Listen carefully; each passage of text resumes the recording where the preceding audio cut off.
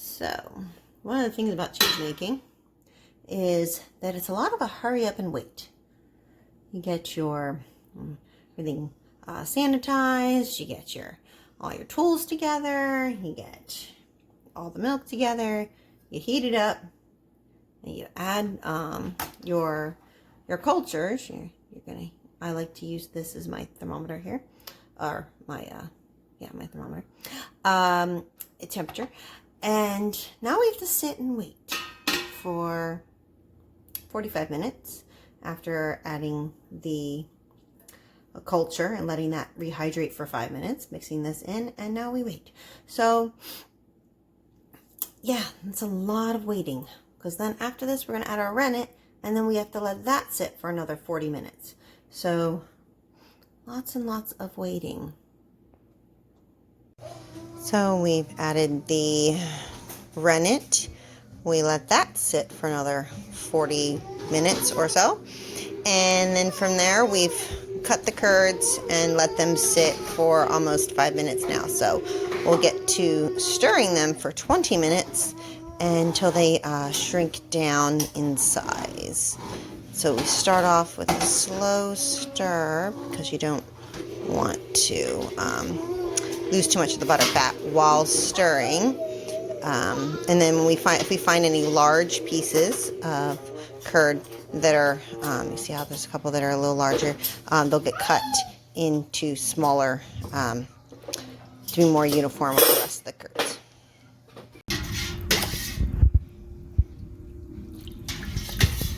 And the curds are shrinking. Still some that are a little bit larger. Give another about 15 minutes of stirring to go.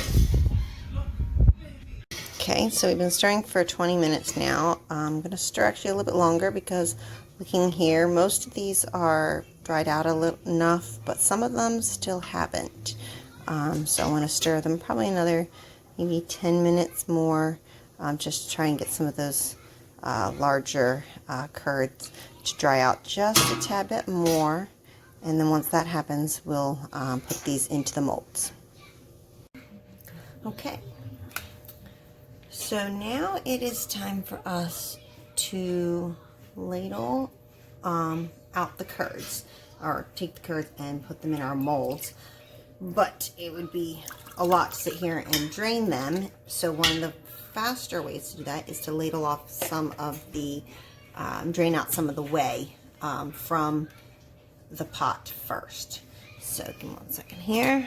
Grab my easy way so you don't grab any curds while you're doing this process is to use like a colander of some sort to help you ladle out the whey from your curds without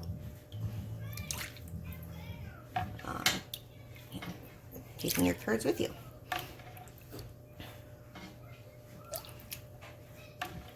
So we're going to do this until the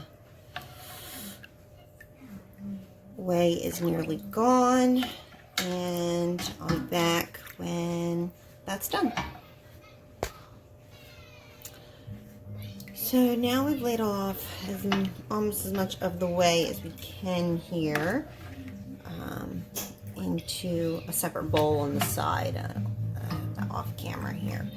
And then we're going to move the pot and start putting this into our molds.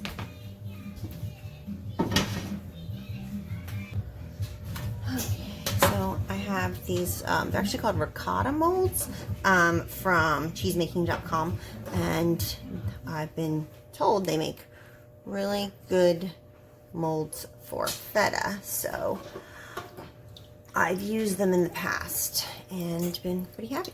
So what we're going to do is going to fill the molds up with as much as we can here, and then make sure we have like a this is a deep almost like 1 inch pan here underneath my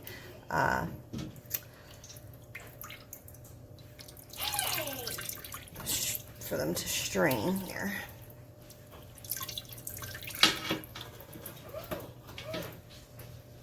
So I'm going to fill these up and then I'll be back. Okay, so I ended up with more than could fit in the 4, so I got out another mold. And after they strain for a little bit onto your rack, you're going to want to give them a little bit of a press. And the easiest way to do that is to stack them on top of one another. And you can do it this way, and then you're going to flip them later to help create a cute little puck shape that does really well in the brine. So I'll show you that once they're ready for the maybe one of the flips at some point. I'll probably put that on camera as well. Okay, so I've already taken these once, and it was earlier this evening, and kind of just like rearranged them by, you know, stacking them a little differently. So now they're ready to be flipped as I did these ready here. So what you do is you just take them out of the mold, kind of put a little pressure on them because this one was the original bottom, so it's a little bit more stuck here. And then you just want to kind of push it back into the mold like so, and then you take that there. Going to do this one here and flip that like so. Kind of stuff it back in here because you want it to be as create a nice little puck without losing as much of the curds out the sides here as you can. And then you just kind of stack it back up like so. And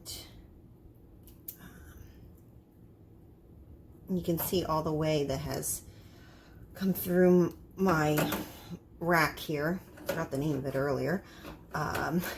Sometimes with the kids getting all crazy and stuff, everyone's in bed now, sleeping. And there's a crazy thunderstorm out that's just finally passed through, so I had to wait for that so I could show you this part of the process because it's so crazy. You couldn't really hear much at all.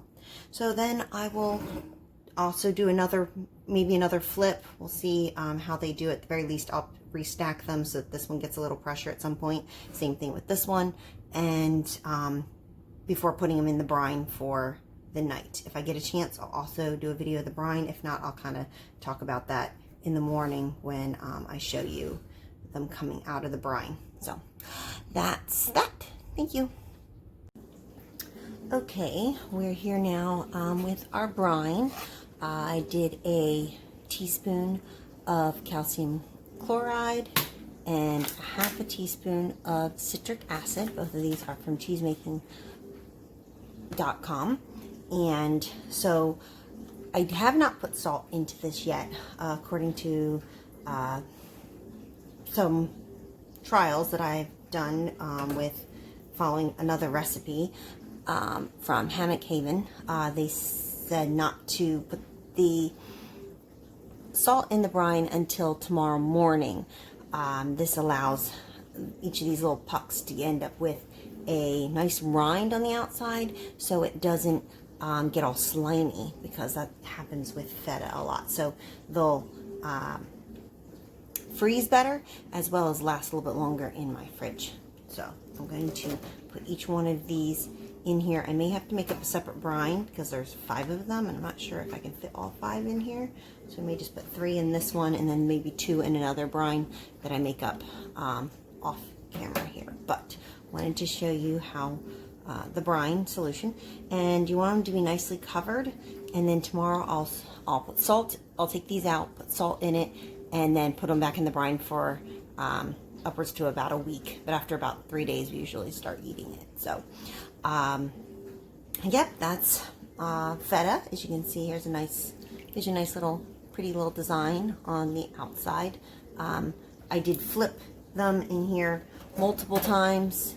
I did, constantly flip them this way, as well as take them out and flip them in here until I got the desired consistency that you can feel that the curds have knit decently well together, so that it's not going to just fall apart before it gets even in the brine.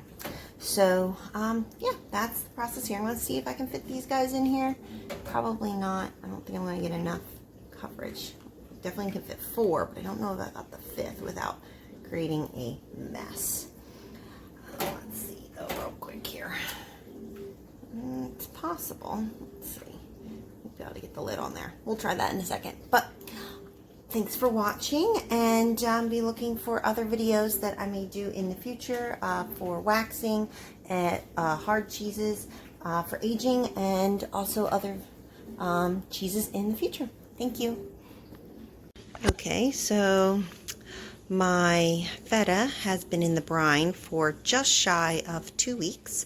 My husband has been eating it since about 3-4 days in, but wanted to show you what it looks like now. It has a nice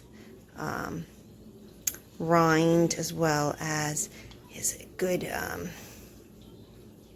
it's kind of dry actually for even being in a brine, texture to it, and it's really firm. So I'm putting some pressure here, and it just nicely breaks apart, and it's a real good texture. It's not slimy, except for a little bit more on the outside here. This might have a little bit of a slimy texture, but the inside is nice and crumbly, nice dry texture. The salt helps pull out that the whey from inside the cheese here. So I just wanted to show you what it looks like about 2 weeks into the brining process.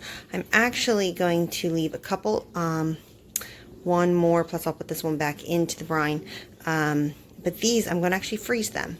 I'm letting them drip here to get the rest of the brine off of them, and I'm going to then put them in the freezer for future use. Otherwise, we can't eat it as fast as,